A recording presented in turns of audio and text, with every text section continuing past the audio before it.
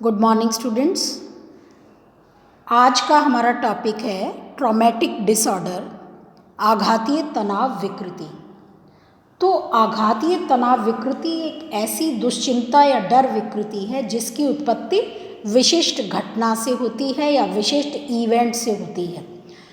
विशिष्ट इवेंट या घटना महाविपत्ति जैसे प्राकृतिक आपदा। तो प्राकृतिक आपदा में अकाल होना या आग लगना या भूकंप आना या बाढ़ आना या कोई युद्ध होना, ये सब प्राकृतिक आपदाएं हैं। तथा कुछ मानव द्वारा उत्पन्न घटनाएं जैसे विवाह विच्छेद या कोई अपने प्रियजन की मृत्यु हो जाए या पीछे से वार करके किसी को जान से मार देना या रेप करना, बलात्कार करना आदि होता है।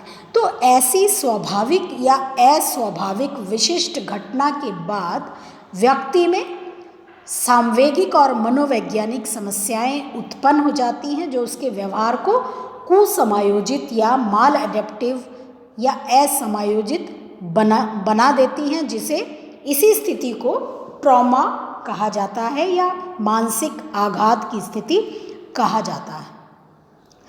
तो मानसिक आघात के कुछ ऐसे लक्षण हैं जिनके आधार पर, उन लक्षणों के आधार पर हम जो है ट्रॉमा की पहचान कर सकते हैं। जैसे गंभीर तनाव से उत्पन्न मानसिक आघात। गंभीर तनाव से उत्पन्न मानसिक आघात, तो व्यक्ति को अपनी दैनिक जीवन में गंभीर तनाव से उत्पन्न मानसिक आघात की याद या ट्रॉमा की याद बार बार आती है और यहाँ तक कि व्यक्ति को नींद में या सपने में भी उस घटना की याद बार बार आती है। व्यक्ति हमेशा उन उद्दीपकों से दूर भागने की कोशिश करता है जो उस मानसिक आघात से उत्पन्न करने वाली घटना से किसी ना किसी रूप में एसोसिएटेड होती हैं, क्योंकि इससे उनमें गंभीर चिंता उत्पन्न होती है। इसके अलावा व्यक्ति में हमेशा उच्च स्तर का अराउजल, उत्तेजन, जैसे चिरकालिक तनाव, बहुत क्रॉनिक टेंशन जो लंबे समय तक तनाव की स्थिति होती है, तथा चिड़चिड़ेपन का उसको अनुभव होता है और साथ ही साथ उसमें नींद ना आने की शिकायत भी हो जाती है तथा उसमें चिड़चिड़ेपन का स्तर इतना बढ़ जाता है कि ट्रॉमा के साधारण स्तर को भी या आघात के साधारण स्तर को भी वह सहन नहीं कर पाता। व्यक्ति में कंसंट्रेशन की शिकायत हो जाती है, एकाग्रता उसकी कम हो जाती है तथा स्मृति लोप तीव्र हो जाता है। व्यक्ति जो है चीज़ों को भूलने लगता है और दर्द की संवेदनाओं के प्रति उसमें नंबनेस या सुन्नता या सुन्नपन का गुण पाया जाता है। इसके अलावा व्यक्ति में डिप्रेशन का स्तर या विषाद का स्तर बहुत अधिक उच्च हो जाता है। वह अपने आप को सामाजिक संपर्क से दूर कर लेता है तथा उन सभी अनुभूतियों से दूर करना चाहता है या उनसे दूर रहना चाहता है जो उसमें उत्तेजन को और अधिक बढ़ा देती हूँ। तो इन सभी जो हमने ऊपर ये 5 जो लक्षण हमने अभी पढ़े हैं, यदि ये सभी लक्षण करीब करीब 1 माह से अधिक समय तक व्यक्ति में मौजूद होते हैं तो ये हम कह सकते हैं कि व्यक्ति जो है ट्रॉमा स्ट्रेस डिसऑर्डर से पीड़ित है, यानी मानसिक आघातीय तनाव विकृति से पीड़ित है।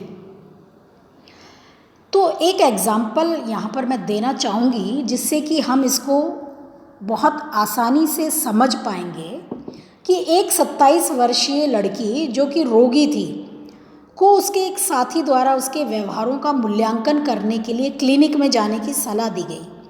8 महीने पहले उस लड़की के एक पुरुष दोस्त को किसी ने एक रात पीछे से वार करके जान से मार दिया था, परंतु वह उस समय वहाँ मौजूद थी। बिना किसी तरह की क्षति हुए वो वहाँ से भाग निकली।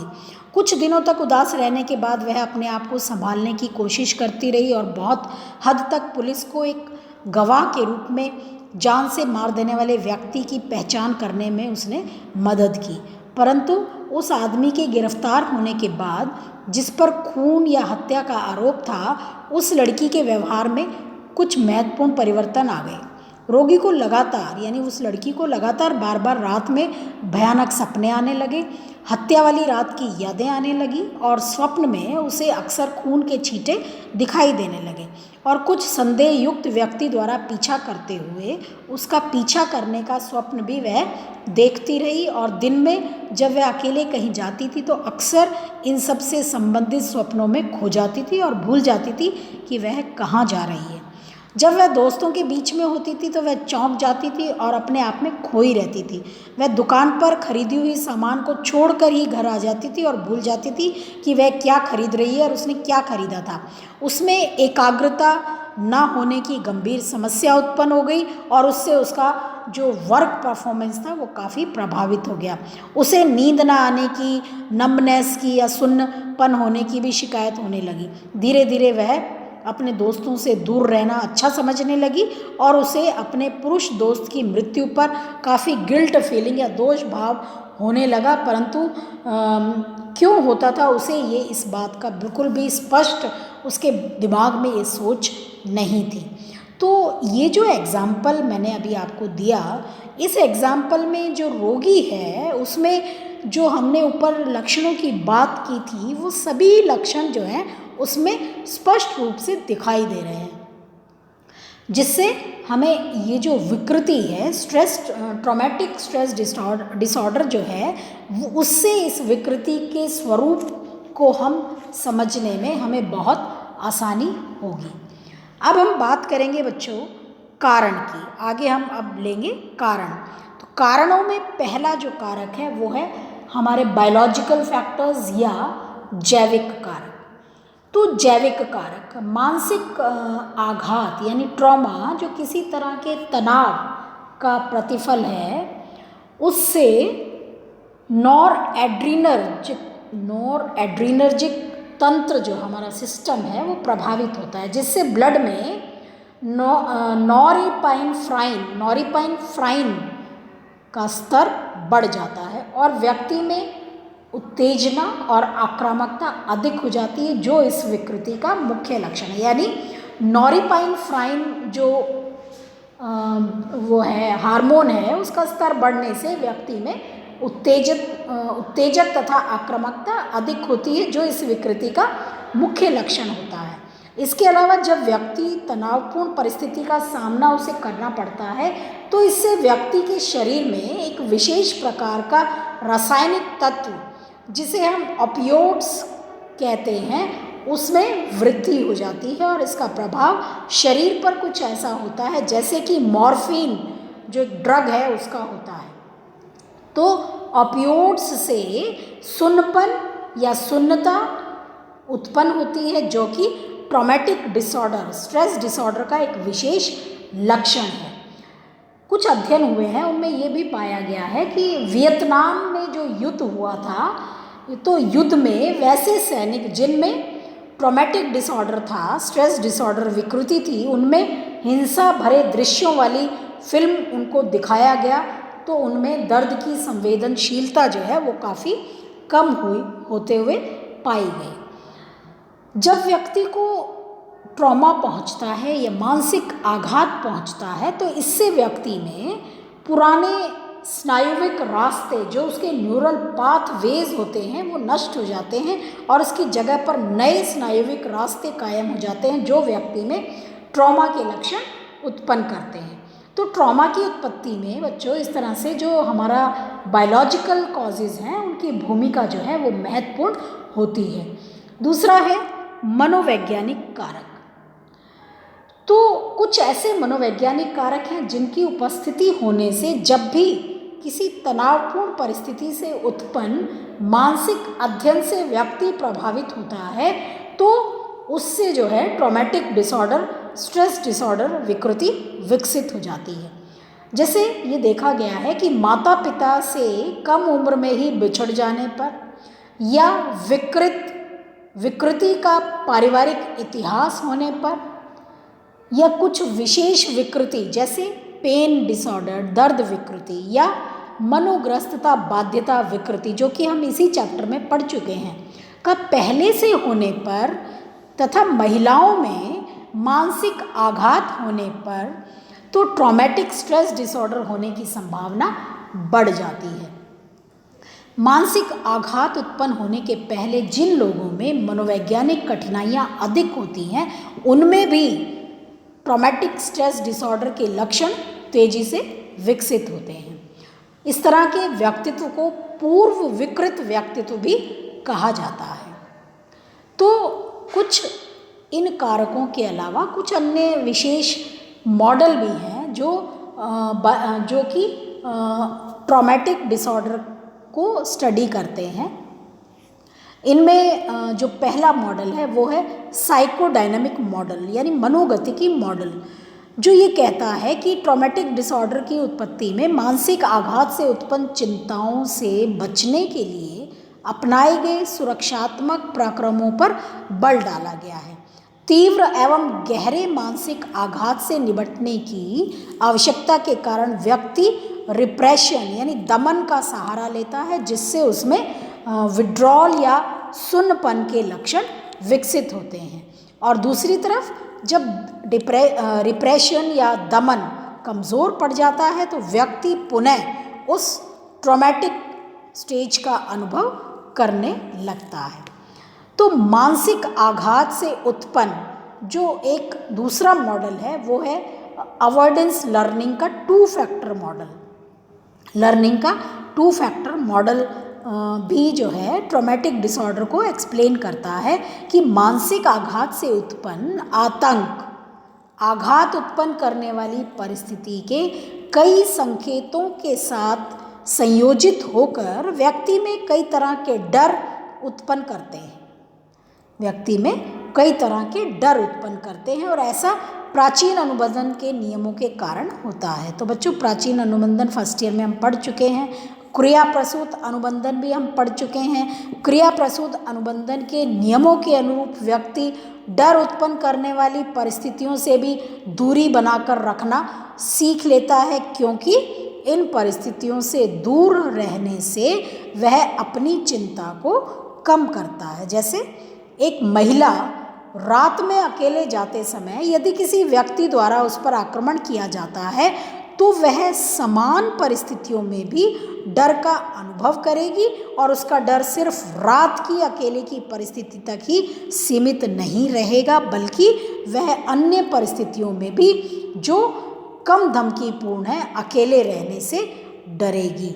तो इस तरह से जो ट्रॉमेटिक स्ट्रेस डिसऑर्डर के लक्षण हैं उनमें प्राचीन अनुबंधन और क्रिया प्रसूत अनुबंधन दोनों का योगदान रहा है। तो इस तरह से मनोवैज्ञानिक कारक हैं जो कि व्यक्ति में स्ट्रेस की गंभीरता को बढ़ाते हैं, ट्रॉमेटिक स्ट्रेस की गंभीरता को बढ़ाते हैं। अब हम बात करेंगे सामाजिक कारक। तो सामाजिक कारक, कुछ सामाजिक कारक अधिक तीव्र एवं जान लेने वाली धमकीपूर्ण परिस्थितियों से ट्रॉमेटिक स्ट्रेस डिसऑर्डर उत्पन्न होने की संभावना काफ़ी तीव्र हो जाती है। कुछ मनोवैज्ञानिक ये कहते हैं कि उन्होंने एक एग्जाम्पल दिया है कि महिला में जिस पर रेप का पहले प्रयास हो चुका है, वो शारीरिक रूप से आक्रमण होने पर या उस पर जानलेवा कोई सेक्सुअल अग्रेशन या आक्रामकता होती है तो उसमें भी ट्रॉमेटिक स्ट्रेस डिसऑर्डर की विकृति विकसित होने की संभावना उत्पन्न हो जाती है। तो सामाजिक समर्थन की कमी से भी व्यक्ति में ट्रॉमेटिक स्ट्रेस डिसऑर्डर जो है वो विकसित होता है। यानी जिन व्यक्तियों को समाज में सपोर्ट नहीं मिलता उससे भी ट्रॉमेटिक स्ट्रेस डिसऑर्डर उत्पन्न होने की संभावना होती है। तो ये कुछ सोशली मानसिक आघात से जब व्यक्ति को समाज में कोई सपोर्ट नहीं मिलता या उसको किसी तरह की सहायता नहीं मिलती तो व्यक्ति जो है वो मानसिक आघात से ग्रसित हो जाता है और उसमें ट्रॉमेटिक स्ट्रेस डिसऑर्डर उत्पन्न होने की संभावना बहुत अधिक बढ़ जाती है। तो बच्चों, अब हम बात करेंगे कि ये जो ट्रॉमेटिक स्ट्रेस डिसऑर्डर है या मानसिक आघातीय तनाव विकृति है, इसको दूर कैसे करें। तो दूर करने के लिए या इसका उपचार करने के लिए सबसे पहले तो यही एक तरीका है कि चिंता विरोधी औषधि या विषाद विरोधी औषधि, जो एंटी एंग्जाइटी ड्रग्स होती हैं, जो विषाद विरोधी औषधियाँ या डिप्रेसिव एंटी ड्रग्स होती हैं, उनको जो है रोगी को दिया जा सकता है और उसकी ट्रॉमेटिक स्ट्रेस को कम किया जा सकता है। यदि हम इन औषधियों को उसे देते हैं तो ऐसा माना जाता है कि करीब करीब 36% रोगियों में ये लक्षण कम हो जाते हैं। इसके अलावा कुछ विशेष सुझाव भी हैं जिनके आधार पर हम जो है ट्रॉमेटिक स्ट्रेस डिसऑर्डर को कम कर सकते हैं। जैसे रोगी के साथ एक विश्वसनीय चिकित्सीय संबंध कायम करके हम इसको दूर कर सकते हैं। मानसिक आघात से या ट्रॉमा से निपटने की जो प्रक्रियाएं हैं उनके बारे में रोगी को हम टीच कर सकते हैं, उसकी शिक्षा हम दे सकते हैं। स्ट्रेस मैनेजमेंट ट्रेनिंग जो है उसके आधार पर भी हम रोगी में इसको मैनेज कर सकते हैं, स्ट्रेस का प्रबंधन कर सकते हैं, जो कि स्ट्रेस मैनेजमेंट जो है रोगी खुद ही ट्रेनिंग के सहारे अपने स्ट्रेस को कम कर सकता है। मानसिक आघात को पुनर्अनुभव करने का साहस उसमें उत्पन्न करना, यानी दोबारा अगर मानसिक आघात होता है तो एक्सपीरियंसिंग उत्पन्न करने का साहस भी उसमें उत्पन्न करना चाहिए। और इन सभी जो सुझाव हैं, यदि रोगी को ऐसा उपचार दिया जाए तो बहुत हद तक जो है उसके ट्रॉमा को कम करने में सहायता या सफलता मिल सकती है। तो बच्चों, इस तरह से ये जो है आपका स्ट्रेस से रिलेटेड डिसऑर्डर है, ट्रॉमा जिसकी हम बात कर रहे हैं। और आज हमारा जो ये 4th चैप्टर है जो कि एंग्जाइटी डिसऑर्डर, इस चैप्टर का 4th चैप्टर का नाम है, जिसमें हमने एंग्जाइटी क्या है, चिंता के प्रकार, चिंता के लक्षण, उसके अतिरिक्त हमने मनोग्रस्तता बाध्यता विकृति जो कि चिंता का एक प्रकार है, उसके अलावा हमने जो पढ़ा वो था स्ट्रेस क्या है, स्ट्रेस के क्या लक्षण हैं, क्या कारण हैं। देन आज जो हमने पढ़ा है वो है ट्रॉमेटिक स्ट्रेस डिसऑर्डर, जो कि तनाव से ही उत्पन्न होता है। तो इस तरह से हमारा ये 4th चैप्टर जो है ये हमारा कंप्लीट हुआ। Thank you.